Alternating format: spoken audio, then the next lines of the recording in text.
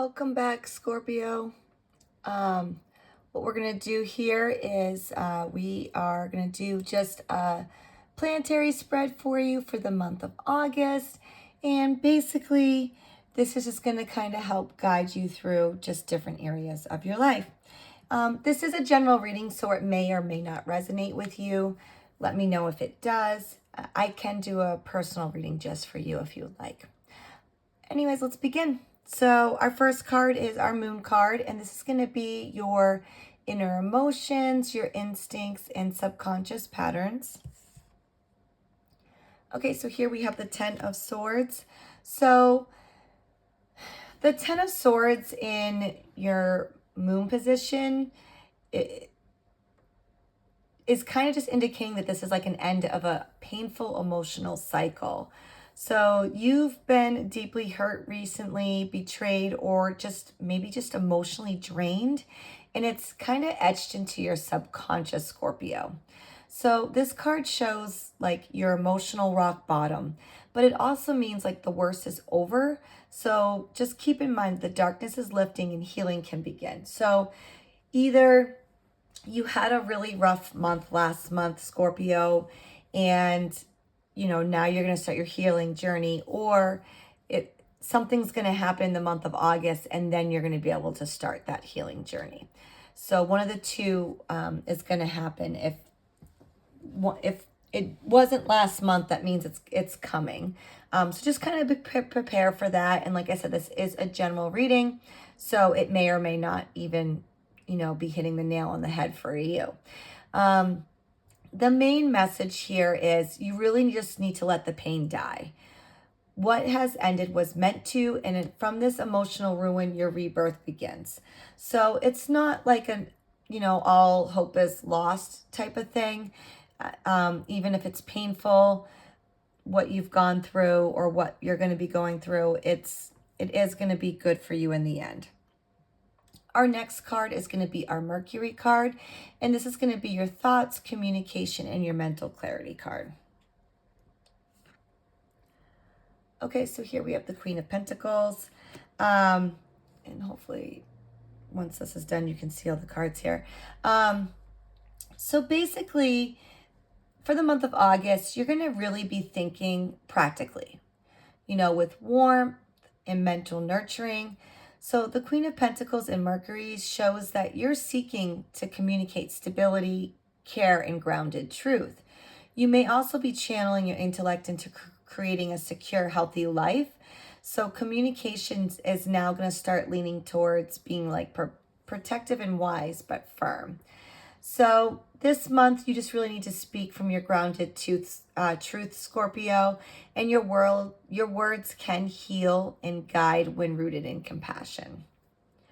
Our next card is going to be our Venus card, and the Venus card is your love life, relationships, and your values. Okay, so here we have the 10 of Wands in reverse. So this card's kind of indicating that for the month of August, you're going to kind of have a strong desire to unburden yourself in relationships. Basically, Scorpio, you've carried too much, perhaps emotionally, energetically, or even like financially. And like the love may have started to feel more like labor than joy to you. So you're being asked to set boundaries, to delegate, or to walk away from emotional weight that's not yours to carry. So basically, this card is saying that love shouldn't feel like a one-person job. You really need to release the guilt and lighten your heart's load. All right, Scorpio, that might be where this 10 of Swords is coming from. Let me see the rest of the cards before I make any conclusions here. So our next card is our Sun card, and this is going to be your identity, your self-expression, your inner light card. Okay, so here we have the Moon in reverse. So basically this is saying that, because this card is in reverse in the Sun position, it's a real like big symbol for facing your fears, illusions or inner shadows. So you might be emerging from a period where you were confused or had some emotional distortion. And your sense of self is becoming clearer as you uncover the hidden truths, especially maybe about yourself even. So the illumination is happening, but this is all internally. The moon is a big internal inside of you personally card. Okay, so basically the main message here is the fog is lifting and don't fear what you're seeing. Truth is the path to empowerment. So the truth is going to set you free here, Scorpio. Our next card is going to be your Mars card. And this is going to be, your drive, your energy, conflict, and kind of how you take action this month. Okay, so here we have the King of Wands. So the King of Wands is basically saying the confidence is there. All right, Scorpio, the confidence, the leadership, and the bold vision. This is your fire. You're determined and capable of commanding attention and respect, and you're ready to lead and to act and to inspire others. And if you've doubted your strength, this is the card that says, like, own your own fire here, okay? So basically, Scorpio, you need to take the throne. Your ambition is not too much, and it's exactly what's needed right now for you. And our last card, not our last card, sorry. Our next card is our Jupiter card, and this is going to be your growth and your expansion card. Okay, so here we have the Hierophant. So this is showing like a deep spiritual alignment. You are being offered growth through spiritual study, mentorship, tradition, and whether this is returning to rituals or joining a spiritual community or becoming like a teacher yourself, it's really a call to embrace higher wisdom. All right, so your soul expands through sacred knowledge. It's time to anchor your growth in something that's like timeless and true here. Your last card is going to be the Saturn card, and this is going to be basically your karma card, your limitations, and your responsibilities. Let's see what we have. Okay, so here we have the Five of Cups. Basically, I hope you can see all these cards. I'm struggling with getting them in the picture.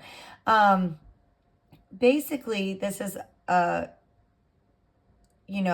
this card reveals some karmic pain, like grief, regret, or emotional losses that must be faced and healed.